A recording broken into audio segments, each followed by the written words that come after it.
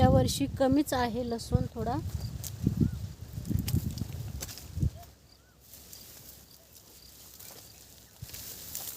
हे बघा एवढा मोठा आहे. सुकून होईल थोडा बारीक. हा नाशिकवरून बी आणलेला आहे मोठा मोठा जरा.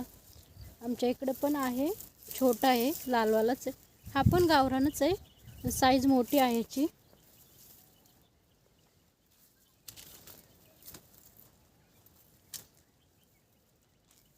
सर्व काढूनच घेते आता लसूण. सकाळी कांद्यामध्ये थोडं फुटून घेतलं, म्हटलं आता थोडं सुकलंय तर लसूणच घ्यावा काढून. परत पाऊस जर आला तर हे सडून जाईल. त्याच्या आता पानं ना सडलेत वरचे. नेमकं पाणी दिले आणि पाऊस आला लगातार. 3-4 दिवस पाऊस होता. काय अवकाळी पावसाचं काही खरं नसतंय. सारखं पाऊस येत राहतो. यावर्षी खूप नुकसान झाले आहे. आंबे तर गेलेच, भरपूर आंबे गेले, काही कमी आहेत. लसूण पण पात पण खराब झाली आहे. बांधायला थोडी राहायला पाहिजे पात. नेमकं काढायचं आणि पाऊस आला. नाही काढायला आलेलं थोडं.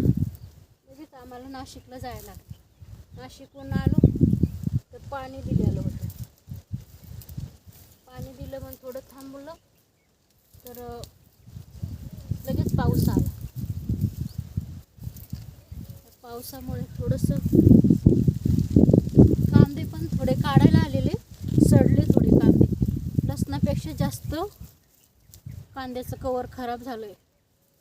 ते पण आता उद्या काढून घेऊ. आज लसूण काढून घेऊ, उद्या कांदे काढून घेऊ. खायपुरते आहेत. दुसरे पण कांदे नवीन लावले, ते थोडे जुने येतं, ते थोडेच होते कांदे म्हणून नवीन दुसरे बी लावले. आज सकाळी त्याची खुरपणी केली.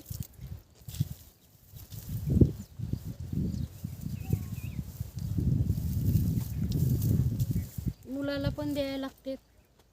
शहरामध्ये महाग असतो लसूण आणि गावरान मिळत नाही.